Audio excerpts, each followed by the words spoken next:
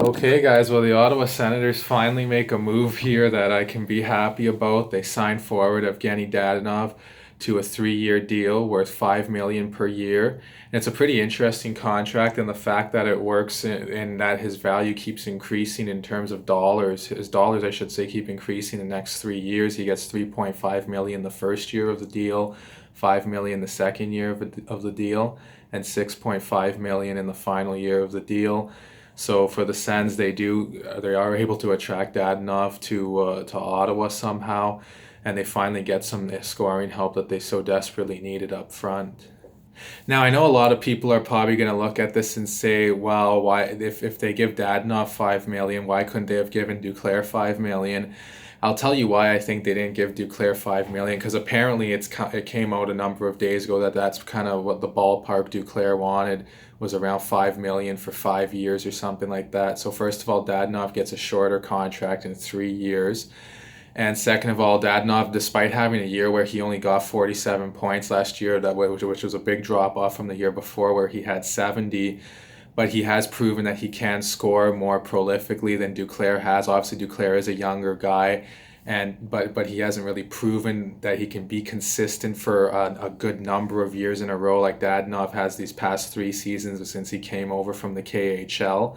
So for Duclair, he's probably not going to get that same trust factor maybe from management as Dadonov would, just because Duclair hasn't been as consistent for as long. He's only had really one good year outside of his rookie year, which was last season in Ottawa. So that's the reason why there. And for the Sens, I mean, they were known as the team for the longest time that would just steer clear of Russians. You know, even if there were good Russian players available, they didn't want to have anything to do with them. I don't know if the whole Alexei Yashin thing from the early 2000s might have scared them off, perhaps. But now, starting last season, it seems like they've become really bullish on Russian players.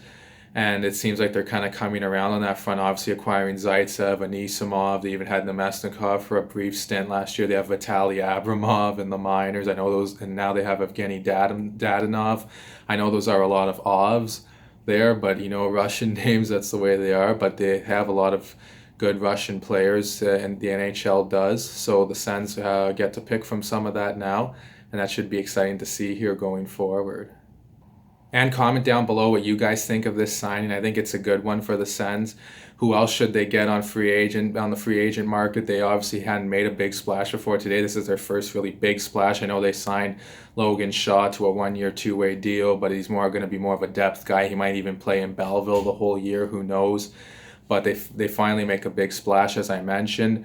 And there are a few names left. Obviously, we probably know they're not going to circle back on Mike Hoffman. They're not going to go there after how that relationship ended. Hoffman sounds like he could go to the Bruins potentially, which I really hope not. I'm obviously, as a Sens fan, I don't want him playing for Boston, one of our bigger rivals of the league.